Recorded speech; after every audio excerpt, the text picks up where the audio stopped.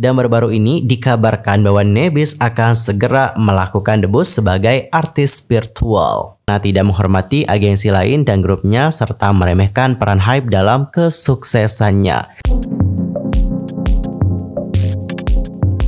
Hi everyone, I'm Sokim and welcome back lagi to my YouTube channel. Sekali lagi terima kasih banyak buat kalian yang sudah ngeklik video ini dan juga nonton video ini. Thank you so much. Dan aku doakan kalian menonton diberikan kesehatan, kebahagiaan dan juga God bless you. Nah guys, dalam video kali ini kita akan membahas tentang update informasi mengenai industri musik K-pop yang pastinya sangat semangat untuk dilewatkan. Dan teruntuk kalian yang tidak mau ketinggalan informasi apapun, kalian bisa langsung subscribe channel YouTube ini and don't forget to like, comment, and share. Thank you so much. Dan tanpa basa-basi lagi, berikut adalah berita selengkapnya. Well, para pendengar-pendengar, untuk berita pertama kita akan membahas tentang netizen yang ingin CEO dari New Jeans, yakni Min Hee-jin, untuk mundur dari sorotan. Netizen itu semakin mewaspadai bakat dari CEO Adore Min Hee-jin yang mendapati dirinya menjadi sorotan. Pada tanggal 26 Januari yang kemarin, ada sebuah postingan yang mengkritik pemikiran kreatif di balik grup kekuatan terbaru K-pop New Jeans, yang mana ini juga menjadi viral di kalangan netizen Korea. Dalam postingan tersebut, penulis mengunggah sebuah artikel yang mengkritik sang CEO. Selama liburan Lunar New Year, ada dua insiden terkait New Jeans. Salah satunya adalah member Daniel yang menyebut Lunar New Year sebagai Chinese New Year dan segera mengunggah permintaan maaf dikarenakan hal tersebut. Lainnya adalah wawancara CEO Adore Min Hee-jin dengan Sign 21 yang menjadi topik hangat. Dalam wawancara yang menjadi ajang bagi sang CEO untuk mengungkapkan pemikirannya, beberapa pernyataannya menuai kontroversi. Pernyataan dari CEO mengenai pandangan dunianya, pemikirannya seputar idola independen, dan filosofi musiknya dianggap meremehkan idol K-pop lainnya, dan juga dikritik karena tidak menghormati agensi lain dan grupnya serta meremehkan peran Hype dalam kesuksesannya. Seperti itulah bagaimana ungkapan dari kolumnis Yoon Kwang-eun. Dalam artikel tersebut, kolumnis media Yoon Kwang-eun juga mengkritik CEO dikarenakan tampaknya menjadi sorotan ketika itu cocok untuknya tetapi menjauh dari pertanggungjawaban saat menghadapi kontroversi. Adapun untuk sang kolumnis mengatakan lebih lanjut, jika melihat bagaimana wawancara Min Hee-jin, dia menggunakan ekspresi yang menarik. Dia sering mengaitkan dirinya dengan New Jeans ketika berbicara tentang grup dan juga sering menggunakan kata kami. Berulang kali menyebut kritik terhadapnya ketika kesalahpahaman dan bahkan menyebut kritik itu belum pernah terjadi sebelumnya. Lalu ada juga ungkapan mengenai obsesif dan juga pikun. Artikel tersebut juga kemudian mengkritik CEO dikarenakan memiliki terlalu banyak pengaruh pada grup dan menyoroti pernyataan Min Hee-jin di mana dia membandingkan idola dengan aktor dan dirinya sendiri sebagai sutradara. Pernyataan yang paling menarik perhatian adalah pernyataan di mana dia membandingkan dirinya dengan seorang sutradara film. Pernyataan tersebut dibuat sebagai tanggapan atas kritik yang menyatakan bahwa Min Hee-jin terlalu banyak menjadi sorotan dan bahwa New Jeans terlalu terpengaruh oleh pengaruhnya dia. Min Hee-jin membandingkan anggota New Jeans dengan aktor yang memerankan arahan yang mereka terima dan menekankan fakta bahwa Adore didirikan agar dia dapat berkreasi dalam visinya. Ini memperjelas bahwa dalam industri di mana sang idola diberikan sorotan, New Jeans tidak hanya terdiri dari para idola, tetapi juga penciptanya. Seperti itulah bagaimana ungkapan dari kolumnis Yoon Kwang-eun. Nah teman-teman, setelah artikel itu dirilis nih, banyak banget dari netizen yang setuju dengan postingan tersebut. Netizen juga menyatakan bahwa mereka itu lebih suka Min Hee-jin mengambil peran di balik layar dan juga membiarkan anggota New Jeans bersinar sendiri. Dan seperti inilah bagaimana komentar-komentar dari netizen Korea. Mari kita lihat bersama-sama. Di komentar pertama ada yang bilang, aku pikir sekarang grup ini sangat populer ya. Aku juga pikir itu benar agar Min Hee-jin pergi ke latar belakang atau layar belakang saja. Ya jika dia sangat ingin menjadi sorotan, dia seharusnya menjadi idola. New Min Jeans telah membuahkan hasil. Ini kayak sarkas gitu gak sih jadinya? Aku pikir akan lebih baik ya jika dia itu berhenti melakukan wawancara. Semua ini emang benar sih, dia selalu menjadi sorotan tetapi bersembunyi di hadapan kontroversi. Dan aku juga setuju bahwa anggota grup digunakan untuk melindunginya.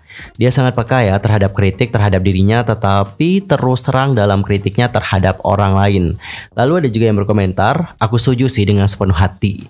New Jeans seperti blok logo Min Hee-jin. Ketika dia bersembunyi di balik labelnya dan membuat anggota Daniel meminta maaf, aku berhenti. Dan guys, bagaimanakah pendapat kalian mengenai hal yang satu ini? Nanti kalian bisa langsung sampaikan di kolom komentar. Apakah kalian banyak yang setuju dengan netizen Korea lain? Atau kalian juga mungkin setuju dengan opini dari kolumnis Yoon Kwang-eun? Nanti langsung saja sampaikan di kolom komentar. Dan berbicara tentang Min Hee-jin ini adalah direktur seni dan juga desainer grafis Korea Selatan. Dia ini merupakan CEO dari Adore, dan untuk Adore ini merupakan anak perusahaan dari Hype Corporation, di mana dia sebelumnya menjabat sebagai Chief Brand Officer.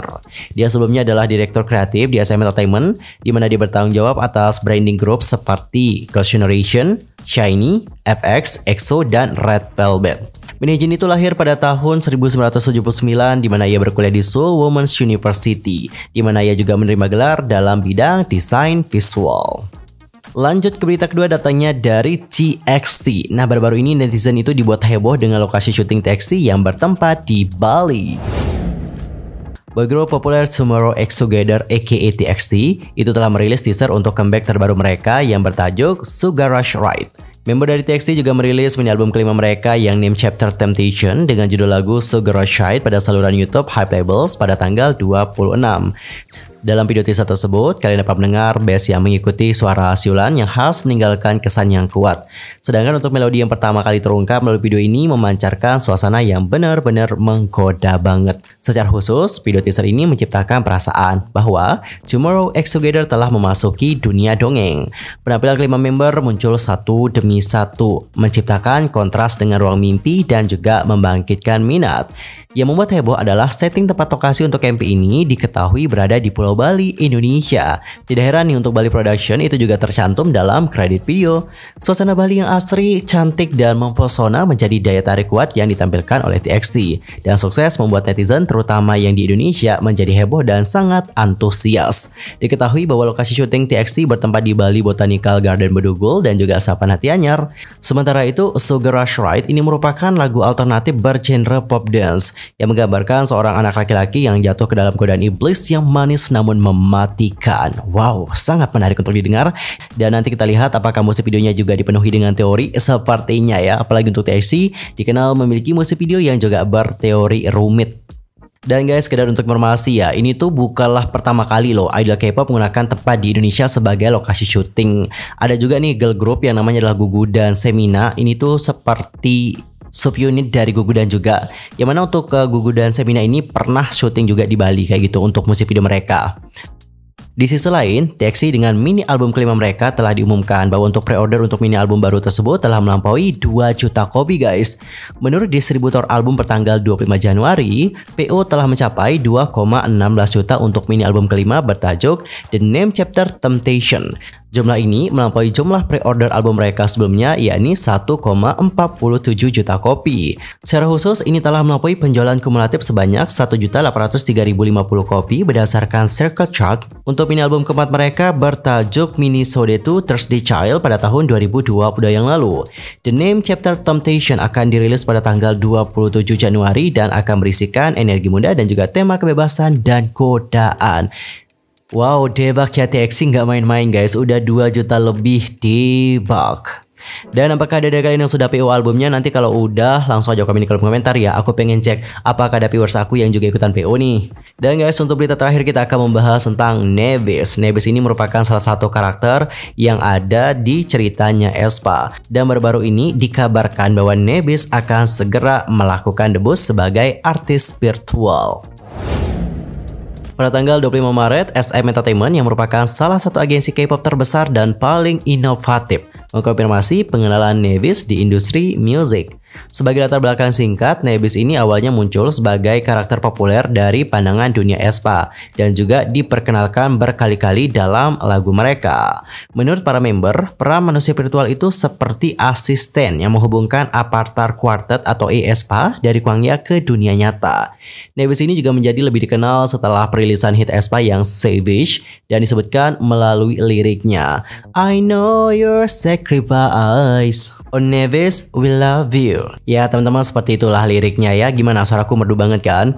Dan dalam sebuah wawancara nih, ada CEO dari SM Entertainment yang saat ini adalah Lee Song-soo mengatakan bahwa mereka juga sedang mengembangkan Nebis sebagai idol virtual dengan tujuan debut pada Maret 2023.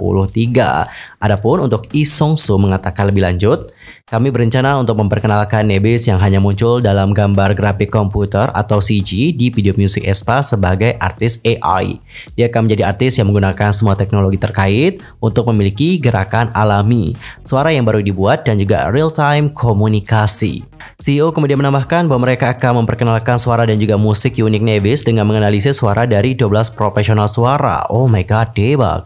Selain itu, artis virtual yang akan segera debut ini diperkirakan akan debut pada bulan Maret dengan membuat penampilan spesial di panggung besar aespa di Texas. Adapun untuk Lee Song-soo kembali mengatakan lebih lanjut, South by Southwest yang merupakan festival budaya global yang diadakan di Texas pada bulan Maret akan menjadi panggung debutnya. Dan secara khusus menjelang berita ini, aespa juga melaporkan pada tanggal 17 bahwa konser PR pertama mereka at Kwangya selama festival berlangsung. Panggung tersebut akan menjadi pertunjukan ultra high definition 8K yang dapat dinikmati pengunjung saat mengenakan peralatan virtual reality.